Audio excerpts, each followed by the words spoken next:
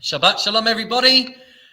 Just a small word from me, a small idea to take us into Shabbat this week.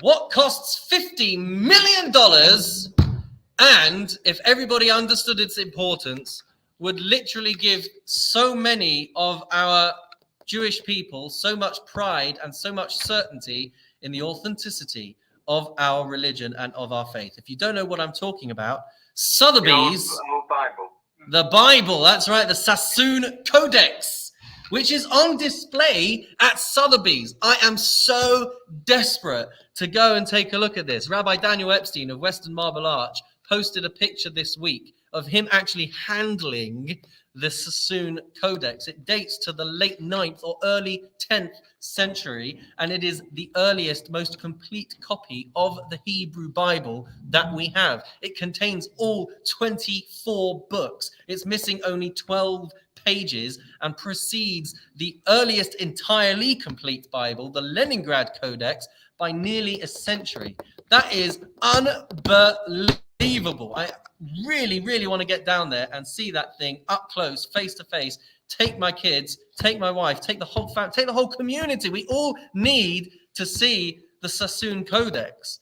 Word for word, it is the same text that we have, and this is hundreds of years old. It could become the most valuable historical document ever sold. It's going to be at Sotheby's in London until the 28th of February and in a couple of other places around the world before it's sold at auction for an estimated $30 to $50 million.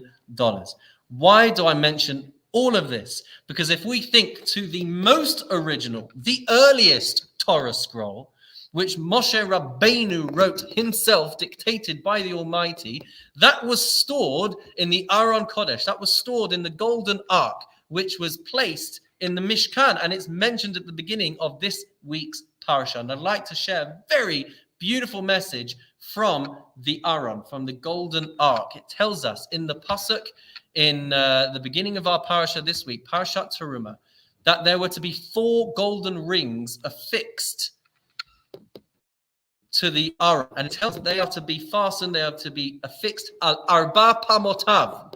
The poles which would carry the Aron, which would carry the ark, would be inserted through these rings, and the Torah tells us we are to put them al arba pamotav. What does pamotav mean? So Rashi tells us that pamot means corners. So these rings were to go on all 4 corners of the ark, and then the poles would be inserted through those rings.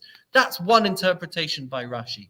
The Ibn Ezra, writing at the beginning of the 12th century, says that this word, pa'amotav, is never used in Tanakh, never used in the Bible. Take a look through the whole Sassoon Codex, you will never find it used to mean corners.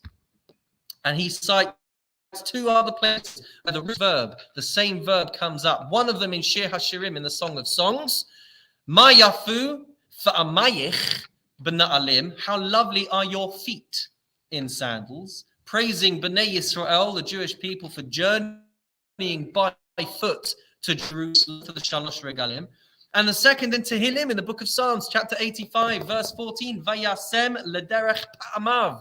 God is described as walking along a road. Therefore, the Ibn Ezra concludes that the word pa'amot actually means feet. It doesn't mean corners, it means feet.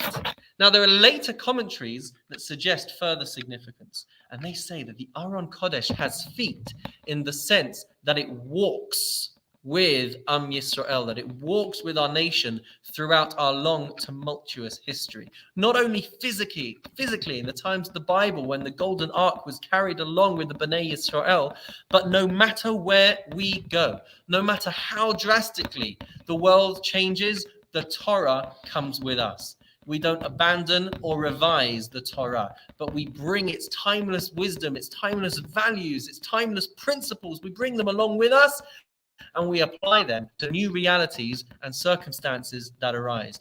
Think about the thousands of halachic responsa, the questions that have been asked to dozens and dozens of our leading Torah sages in the modern era. Rav Moshe Feinstein, the Sitz Eliezer, Rav Eliezer Waldenberg, Chacham Ovadia Yosef, Rav Shlomo Zalman Auerbach, Rav Asher Weiss. They have been asked all kinds of questions over the last 100 or so years at different times. All kinds of questions, including questions about modern technology, about medicine, about all kinds of issues that we face in the modern world. And they never wrote the single time that the Torah does not have anything to say about this new discovery. The Torah always has something to say. The ancient, immutable principles of halacha can always be applied. And so we can see how the Torah has accompanied us wherever we've gone.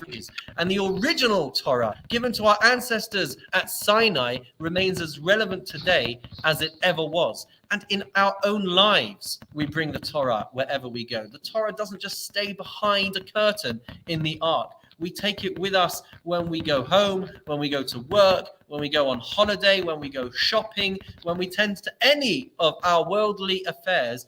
The values, the morals, the halachot, the way in which we should lead our lives, it comes with us through all of that. It informs our behavior throughout the day, from the moment we wake up to the moment we go to sleep, each and every single day, as it has done for hundreds and thousands of years. The same Torah, the same words. Let's go see it in Sotheby's. Let's reinforce our emunah, our faithfulness, our trust in Hashem, that it is all true.